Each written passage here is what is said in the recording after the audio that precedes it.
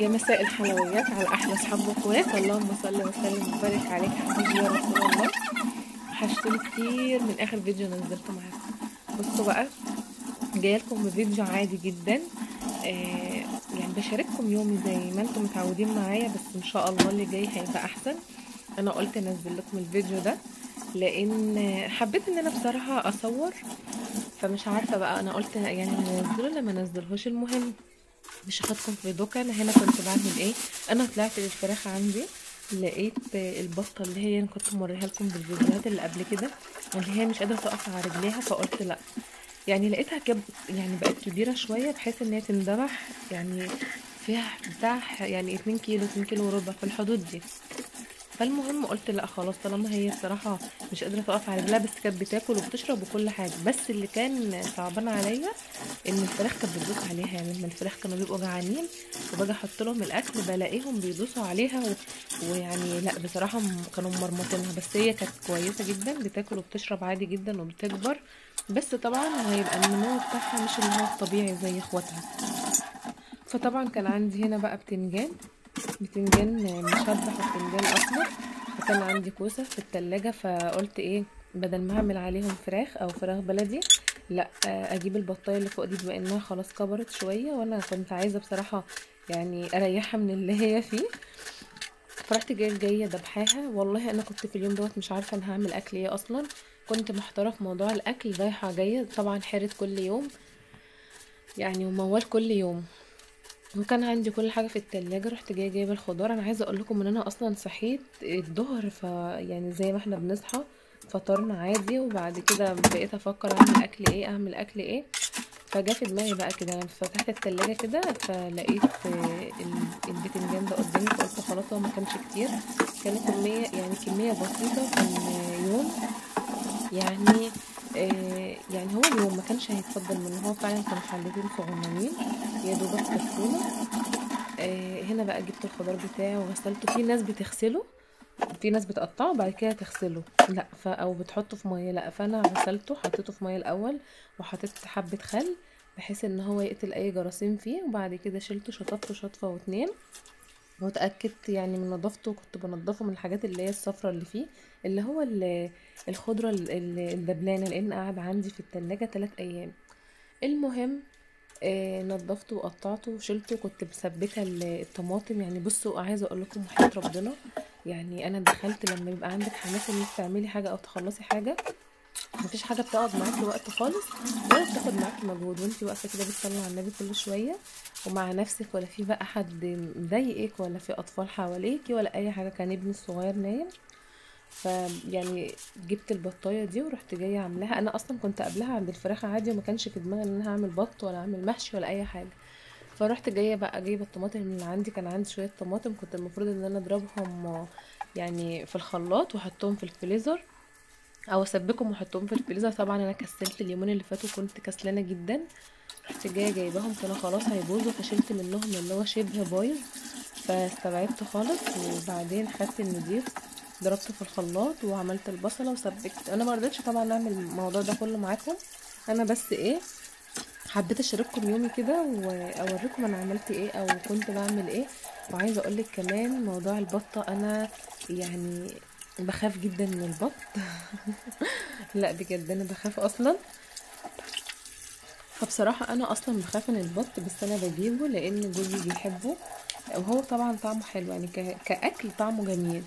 بس انا بخاف منه، يعني انا بجيبه او هو صغنن كده. عايزه اقولك ان اول ما يكبر بعد اسبوعين 3 ببقى بخاف منه. يعني هو مش بيعمل حاجه، بس انا ما بيبقاش عندي الجرأة ان انا اتعامل معاه زي الفرخه العاديه. يعني عايزه اقولك كمان ان انا جبت البطايه دي واول مره اتجرأ كده واذبحها يعني لوحدي.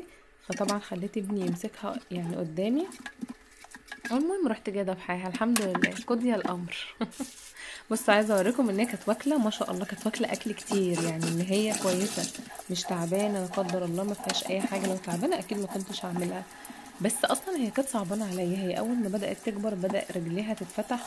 فلما سالت الدكتور فقال لي ده نقص كالسيوم، هاخد لها نقص كالسيوم. بس انا عارفه ان كل ده كلام فاضي، هفضل ادي في علاجات وخلاص، وهيفضل هو نفس النظام. يعني اصلا رجليها كانت بدات ان هي تتفتح على بعضها، يعني بعيد عن بعضها.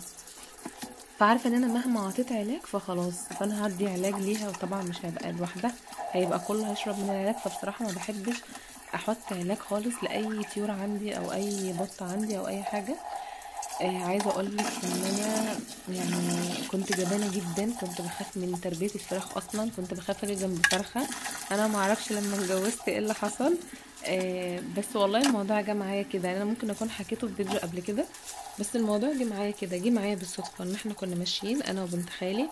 فبنت خالي كانت بتجيب فراخ وبتربيها، اللي هي الكتاكيت الصغننه. انا عارفه يعني معلوماتي عن الكتاكيت ان هي بيتلعب بيها كده حواليكي، بتبقى ماشيه وبتاع، زي ما كنت بشوف ماما يعني كانت بتربي على طول فراخ وبط ورومي وكل حاجه، كانت خير ربنا كله عندها. بس ما كانش للبيع، يعني كانت بتربي لينا احنا. بس انا ما كنتش باكل ولا بط ولا باكل فراخ بلدي، اخر الفراخ البيضه والرومي بس. الرومي اشمعنى الرومي مش عارفه، فانا كنت بحب الرومي. حتى انا نفسي اربيه فخايفه، يعني انا يعني بخاف من شكله وبخاف منه، فازاي ان انا هجيبه واتعامل معاه، فحاسه ان الموضوع بعيد عني. بس انا ممكن اجيبه الفتره الجايه، ممكن اجيبه، ممكن اجيب واحده اتعامل معاها او اجربها. فكده عايزه اقولك بقى ان الشعر الصغنن اللي في البطه ده قعدت اطلع فيه واحده واحده واحده واحده، بصي لحد ما زهقت طبعا عشان هو صغنن لسه، فبيبقى الشعر لسه تحت الجلد، يعني لسه مش معاه اللي هو الذبح بتاعه ان هو الشعر تبقى مفيش حاجه. فالمهم بقى هنا طبعا بدأت ان انا احاول انضفها كويس جدا. هي اخدت من الصراحة معايا وقت، يعني هي لو كانت كبيرة او مع الذبحة فاكيد ما كانتش هتاخد معايا وقت خالص. نضفتها، بس عايزة اقول لكم ان كان طعمها بسم الله ما شاء الله مسكرة جدا جدا جدا جدا. وما خدتش وقت طبعا في السوا لان هي صغننة. فانتي لو بتشتري البطة دي من بره هتشتريها بمبلغ، يعني لو بس مثلا البطة 2 كيلو 2 كيلو وربع، والكيلو مثلا ب130 ب140، هتشتريها برضو داخلة في حدود 300 وحاجة. فيعني لا، الحاجة عندك او بتبقى يعني الخير لما بيبقى عندك بيبقى موجود، فبتبقى تحس ان في بركة في العيشة. ايا كان بقى، طبعا انت بتجيبهم صغننين بتحطيهم بتنسيهم اصلا، بتحطي اكل، هم مصروفهم بيبقى مصروف عادي جدا زي مصروف البيت زي مصروف الشخص، مصاريف بتعدي، مصاريف عادية. عايزة اقولك كمان ان انا باكل يعني عليقة او باكل نامي، ومع بواقي اكل، في بواقي اكل مش بحط بقى الدشيش والعيش والحاجات دي، لا، لو حطيتي دشيش للبط انسي ان هو يكبر، انسي بقدر يعني على قد ما تقدري بقى، خلاص انسي فعلا ان هو يكبر. فالبط عايز للتسمين عشان هو بيحب الاكل، مع بواقي الاكل ما تعتمديش مثلا على بواقي اكل ومع تشيش، لا، هو لازم عليقه، العليقه دي بروتين او البادي بروتين.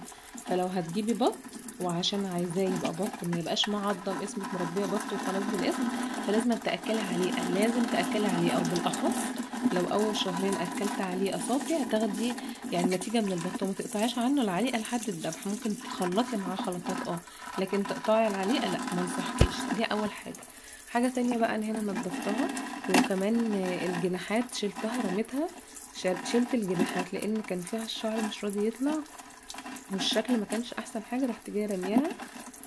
وكمان شلت بقى من عند الجناحات كده من فوق، شلت الشعر، يعني شلت اصلا الجلد، كده كده الجلد احنا مش بناكله، سواء حتى لو البطه كبيره وما شاء الله ما فيهاش حاجه، لا مش بناكله، حتى الجلد اللي بيبقى في الوراك لا برضه مش بناكله. دي حاجه بقى.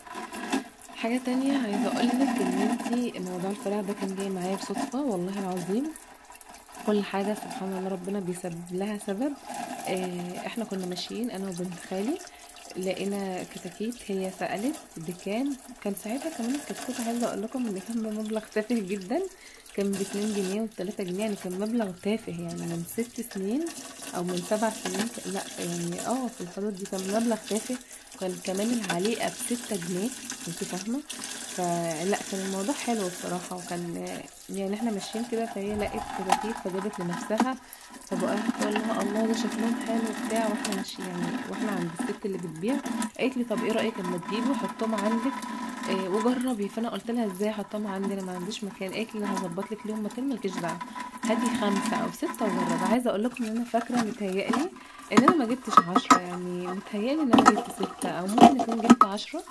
فالمهم انا جبت شويه صغننين، متهيألي كانوا 6 في العدد في الحدود ده، يعني، وحطيتهم لي وجت حطيتهم لي وحطيت لي اللمبه بتاعتهم حضنتهم لي، يعني عملت لي مكان ليهم. بصراحه كنا في شتاء، انا عمري وحياة ربنا ما هنسى الوقت ده. وحطيتهم وسبحان الله صحوا جدا، بقوا حلوين جدا. ما شاء الله الفرخه من غير علاج، من غير تحصينات، من غير اي حاجه، غير اول يوم بس التحصين بتاع اول يوم. فلقيت الفراخ بسم الله ما شاء الله. عايزه اقول لكم بقى انا عملت فيهم ايه، مش هتتخيلوا انا عملت فيهم ايه. انا عملت عزومه بالفراخ دي، يعني اصلا كان ساعتها كمان احنا كنا في شهر واحد، ايوه انا كده افتكرت، او في نص 12. وكان عيد ميلاد ابني في شهر 2، كان اول عيد ميلاد ليه وكانت اول سنه ليه. مش متهيألي كانت اول سنه ليه. كان عنده سنه. المهم كان اول عيد ميلاد ليه، مش عارفه بقى كان عنده سنه ولا كان عنده سنتين. لا متهيألي كان عنده سنتين. وكان عيد ميلاد، يعني كانت والدتي موجودة عندي. المهم جبنا تورتاية، رحنا حجزنا التورتاية والجاتوه، وكمان عزمت اهلي وقرايبي اللي هم المقربين. انا ممكن ابقى انزل لكم صورة من العيد ميلاد دوت في وقت، او مقطع فيديو. المهم عزمتهم على الفراخ، وعملت فراخ مشوية وعملت كفتة، وكان بصراحة يوم جميل جدا برعاية طبعا الست فرخات بتوعي او العشرة ايا كان، بس غالبا كانوا ستة يعني، او ممكن يكونوا كانوا 10 وانا ذبحت منهم لينا. فالمهم ان انا عملت 6. عايزة اقول لكم ان كانت بسم الله ما شاء الله، كانت لمة حلوة وتجمع حلو والله العظيم. عايزة يعني اقول فعلا ان ربنا بيسبب الاسباب، يعني كل حاجة عند ربنا بمقدار فعلا. يعني انا ماشية بالصدفة لقيت الكتاكيت، فهي اشترت لنفسها وجابت لي، وانا اصلا كنت يعني حاسه ان ده بيبي، يعني انا دي كتاكيت بيبي. المهم لقيت الكتاكيت بتكبر قدامي، عجبني الموضوع. طبعا احنا من عشاق الفراخ المشويه، اكلتنا المفضله. ده طبعا بعد الفسيخ، يعني للناس اللي بتحب الفسيخ او الناس اللي ما بتحبوش، بس انا بحبه. المهم كانت اكلتنا المفضله اللي هي الفراخ المشويه، طبعا اكلت ناس كتير. عملنا بقى رز وطحينه وسلطات وكفته مشويه. المهم كان يوم جميل وعدى اليوم، بدأت من هنا بقى رحله الفراخ بتاعتي، ان انا اجيب فراخ واربيها، وان انا بعد كده اجيب فراخ احضرها عندي مكان البلكونه، واطلعها فوق في العشه وتبدا تكبر. وعايزه اقول لكم كانت كل حاجه سهله. انا اول ما بدات، يعني مش المفروض ان انا ابدا بحاجات بسيطه، بعد 6 فرخات بقيت اجيب 20. انتوا متخيلين؟ وحياة ربنا بقيت اجيب 20 فعلا، يعني بقيت اجيب كميات يعني. عيني واخدة على الكميات ما شاء الله. فكنت مع ان احنا كنا 2، فلا ازاي لازم اجيب كده كميات واجيب اكل ومش عارفة ايه. المهم فكل حاجة جت لوحدها معايا، والفراخ جت معايا كده تربيتها، مع ان في ناس كتير تقولك لا انا ربي اي فراخ، لكن الفراخ البيضة لا، تربيتها صعبة، عايزة يعني عايزة درجة حرارة معينة، في صيف او في شتاء بتتعب بتموت لا قدر الله. بس الحمد لله ربنا كان ساترها معايا، وكانت الفراخ حلوة، ويعني حبتني بقى وعجبني موضوع التربية. فطبعا انا هنا بقى رحت جايه زي ما انتم شايفين كده، حطيت البط بعد ما نضفتها وظبطتها، وما بقاش فيها اي حاجة، وحطيت لها المحلول بتاعها ملح وورق لورا وقرفة، ولو عندك كمان طحينة بتمحي خالص ريحة زفارة لأي طيور. وسبتها شوية في المحلول، وبعد كده شطفتها مرة واتنين وعملت لها الشوربة بتاعتها. حطيت مية على النار وبصلايه وطماطمايه وورق حبهان، وحبهان قصدي وورق لورا. وبعد كده رحت جايه حاطه البط بتاعي، وهنا بقى كنت عامله الخلطه زي ما انا قلت لكم في الاول، اول حاجه مجهزاها. ورحت جايه هنا بقى حاشيه البتنجان. انا كنت قايل لكم البتنجان كان نوعين، وكمان الكوسه حشيتها كده، ما كانش كميات يعني. عايزه اقول لكم ان الكوسة ما كانتش واخدة، يعني ما خدتش معايا وقت كمان في التقوير، لان انا عندي المقوار اللي هو بيطلع قلب الكوسية مشرشرة، ده شكله روعة بصراحة. ابقى اوريلكم لو انتم مش عارفينه. المهم خلصت بقى هنا. عايزة اقول لكم كمان ان انا وقفت كده يعني على المطبخ، الحشو ده كله اصلا كان والله العظيم في 9 دقايق، بس انا كنت هنا مسرعة الفيديو فخليته في 3 دقايق او 4 متهيألي يعني. فعايزه اقول لكم ان انا انجزت يومي قبل ما الكتكوت الصغير يصحى. لو كان موجود كان هيفضل رايح جاي رايح جاي رايح جاي، ما كنتش عارفه اصور لكم حاجه، ولا هتسمعوا مني حاجه، ولا هتفهموا حاجه. المهم كويس ان انا نسيت ان انا سايبه الصوت بتاع الفيديو موجود، ما كنتش هتسمعوا صوتي، كان هيلغوش على صوتي.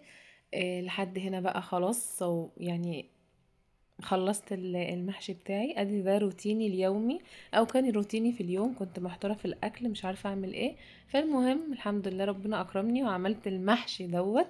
وخلصت. واول مره اعمل اكل بدري عامه، ده الكلام ده كان بعد العصر كمان، كان الاكل جاهز.